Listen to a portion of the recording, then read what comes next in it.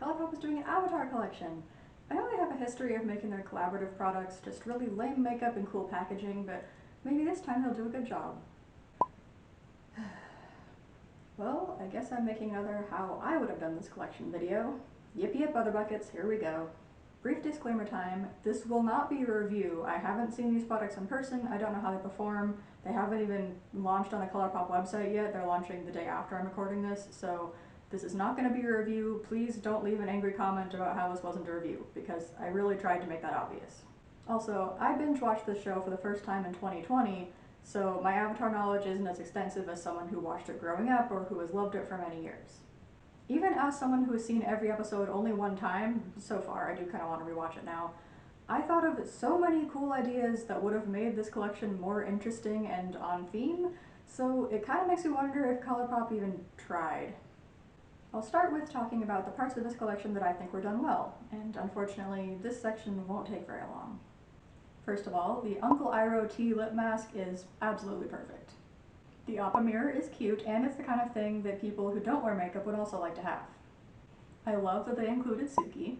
The Water and Earth skincare masks are fun and thematic, and they're also a good way for ColourPop to shoehorn in fourth grade beauty skincare like they always seem to do in their collections. The palette doesn't have any pressed glitters in it, so hooray! Nothing in that palette will scratch your eyeballs! Finally, the concept of the 4 eyeliners with characters on the packaging is fantastic, but I do have some complaints about the execution.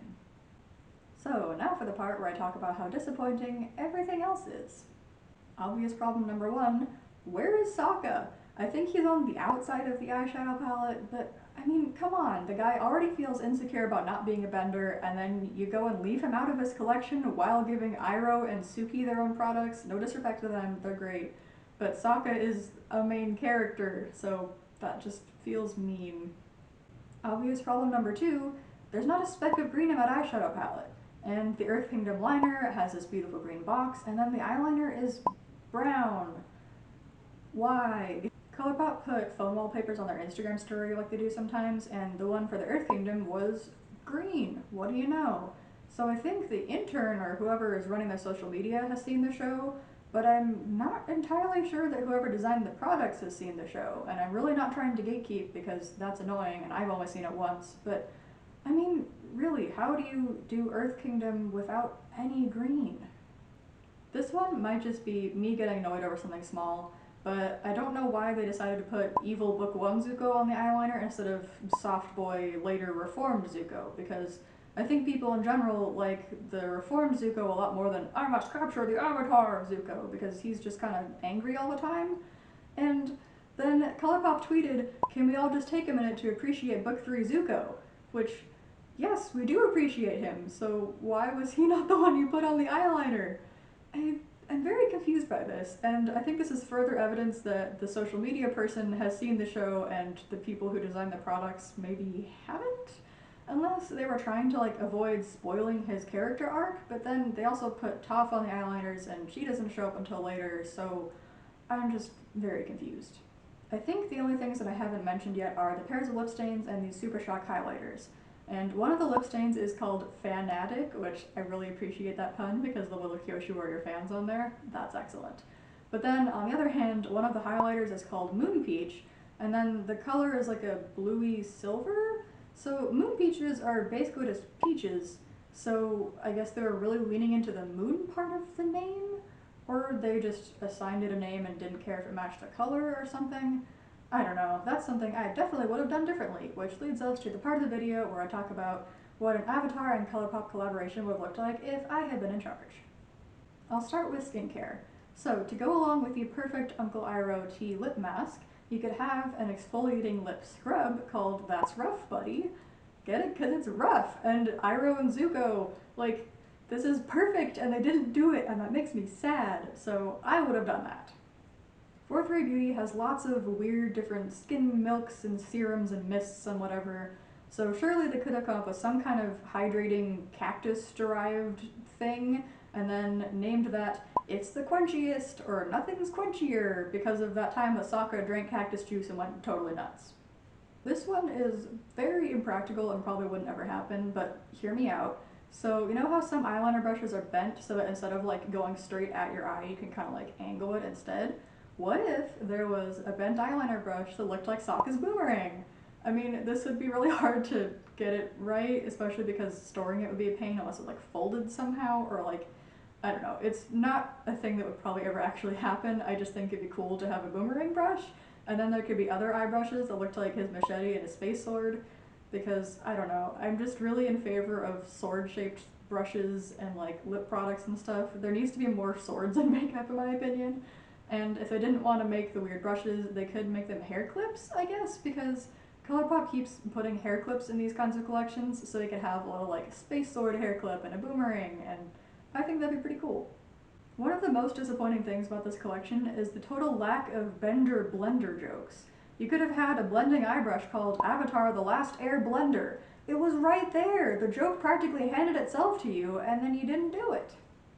There aren't any references to the Cabbage Man in this collection, which I think is a mistake. So in my version, I would have had a little green makeup sponge that looks like a cabbage, and then to store it, I know this would be a huge pain to actually manufacture, but I would want a little cabbage cart looking thing as a sponge case or holder or something, so you could put your little cabbage sponge in the cabbage cart, and that would just bring me so much joy, even though I don't really use makeup sponges very much, but that would have been so great. The Appa mirror is very cute, but I think it would have been funny to have a Zuko mirror because of the scars on the wrong side thing, and there's probably some deeper meaning about him, you know, reflecting on himself and who he wants to be and all that stuff, but just the scars on the wrong side and you're looking in a mirror and I don't know, I think it would have been funny.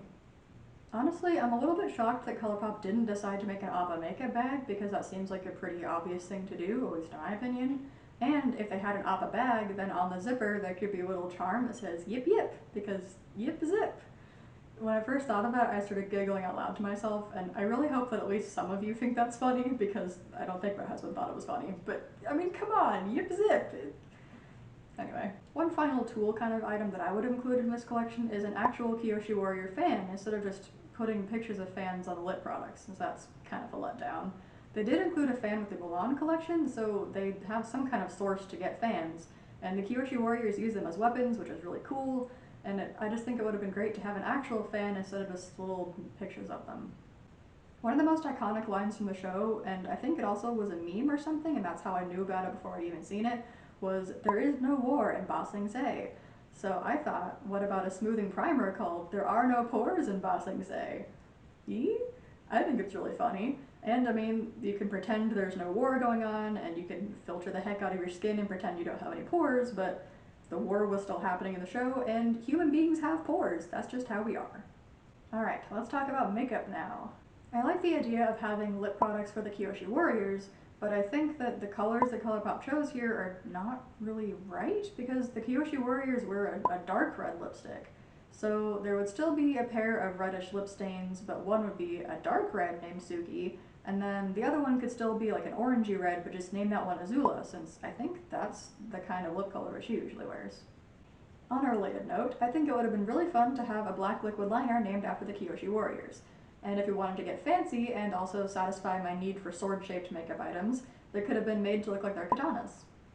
Along with that liquid liner, I would keep the colorful gel liners, but with some tweaks. Obviously, the eyeliner with Toph on it should have been green. And I feel like the color for Aang's liner should have been a pale sky blue or maybe a yellow or an orange. The colors I chose for Katara and Zuko are fine, although I would have put different character art on both of those boxes. I explained the stuff about Zuko earlier, and Katara just doesn't spend that much time dressed like that. I mean, that's what she wears when she's home, but she isn't really home for a lot of the show, so she doesn't need to be quite so warm. For the pair of highlighters, I would tweak these colors slightly and also use this as a way to showcase some characters that ColourPop kind of overlooked. One highlighter would be a golden peachy sort of color named Momo, because Momo loves moon peaches, and that's why he got his name. And they could put a little picture of Momo on the lid, and it would just be adorable. The other one I would have be an iridescent silvery blue, and that one would be called Princess Yue. The girl sacrificed herself to basically save the world and the moon spirit, so I feel like she deserves some representation here. Our last stop on this tour of imaginary products is eyeshadow. I think a lot of us were expecting ColourPop to make little quads for each bending art, and then they didn't, so I did instead. Each of my quads would have the symbol for the element on the front, because that just makes sense. Also, basically every eyeshadow I'm going to be showing you here as an example of what I would want the color to be is a shimmer, because I just prefer shimmers over mattes and have more shimmers than mattes, but feel free to imagine any of these that you want being matte. This is just what I have. First up is the Water Tribe, which I think is the one row in this palette that ColourPop actually did do a good job with. For my water quad, I'll put a picture over here. I would have a silver and then 3 shades of blue with various depths to them. I know that's kind of similar to the sapphire quad that ColourPop already has, but these are the colors that I think fit the Water Tribe, so what else was I gonna do, you know? The names of the blues in the official palette are Water Tribe, Moon Spirit, and Ice Shield, which are decent, but I would name my 4 shades Moon Spirit, Change, Wolf Cove, and Ice Dodging. For each of my quads, I chose names based on the original source of the elemental bending, what that element represents, a notable place for the people of that element, and one thing that makes the people unique. So Moon Spirit is the first of 2 shade names from the official palette that I would keep. The Earth Kingdom definitely got the worst representation in this palette. You think Earth Kingdom, you think green, right? And yet they got a sandy brown, a gold, and a dark brown. ColourPop, did Toph say something rude to you? Or why do you hate the Earth Kingdom so much? Why do you hate color so much? Which is something I could ask you based on a lot of your recent collections. Anyway, my idea of an Earth Kingdom quad would have 2 greens, a brown, and a gray. I would call them Badgermole, Substance, Omashu, and Metal Bending. I know Ba Sing Se is like a bigger city for the Earth Kingdom, but I already have that in the primer, so I decided to give Omashu some love here. The second colorful row in the palette is for the Fire Nation. These colors are okay, but they're just not as bold and fierce as the Fire Nation, you know? Fire is strong, and these colors are just eh. My Fire Nation quad would have these colors and be named Dragon, Power, Fire Islands, and Agni Kai. Finally, the Air Nomad Shades. These aren't as atrocious as the ones for the Earth Kingdom, but they're still pretty sad. The name Air Temple is the second of the shade names that I would have kept because, I mean, the Air Nomads were nomads, so we didn't really have any big cities or established homelands that I could choose a name for. In my mind, the shadows for the Air Nomads would be much more vibrant, and the names I chose are Flying Bison, Freedom, Air Temple, and Spirituality. And the shadows that I chose for the Air Nomads are also the ones that I'm wearing right now, although I'm not sure how well you'll be able to see that because my camera quality is not great. But they're there, I promise. Now, there are of course a lot of other things from this show that would make great names for shades, and I didn't want to leave those out. And there's a very popular ColourPop product that I just didn't include in this collection, so I thought I would combine those two and give you some fun Super Shock shadows. So I have all these shades still swatched on my hand from taking pictures earlier, but I'll put those pictures over here so that you can actually see what I'm talking about. This first one is a lovely green called My Cabbages, because how do you not have a green shadow named after the Cabbage Man, you know? My second Super Shock would be a nice glowy blue, sort of like what they see in the Secret Tunnel. So, you know, it's gotta be called Secret Tunnel. The third one is more creepy than fun, but I have this nice bloody red kind of color that I would call Bloodbending. And that nice fiery orange would be called Sparky Sparky Boom Man. For a shade named White Lotus, I wanted a white that doesn't look like it's all that special, but it's actually a really nice glittery topper. In case Sokka's cool space sword doesn't get made into a hair clip or a brush or something, I did want to include a nice meteorite-ish deep gunmetal color called Space Sword. And for the sake of including a very safe and wearable color, I thought I would have a brown named Foo-Foo Cuddly Poops, like the weird little creature that Sokka talks to while he's stuck in the ground for a while. Overall, the ColourPop Avatar collection isn't as awful as, say, casting Jackson Rathbone to play Sokka, but it's still pretty bad. For a show that had so much attention to detail, the makeup didn't really seem to have much effort put into it. If you want to learn more about just how much detail this show has, go watch the videos that Shiran J. Zhao made about Avatar.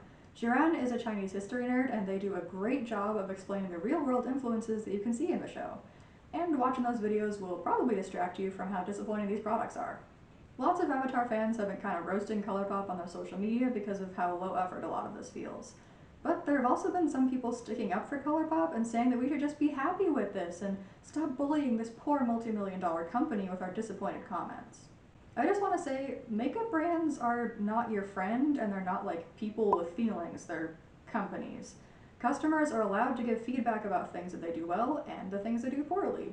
Maybe if they get enough comments saying, hey, the colors and names you chose here don't really represent Avatar, so what are you doing?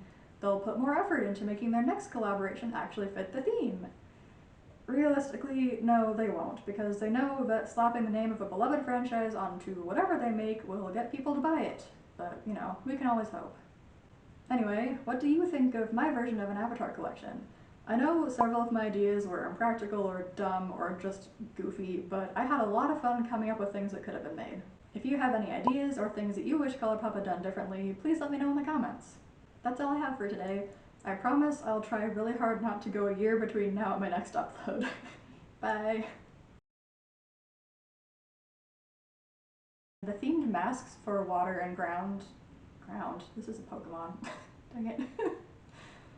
I really should have washed these swatches off before I started recording, because I keep on just absent-mindedly touching them, and then there's just sparkles everywhere on me.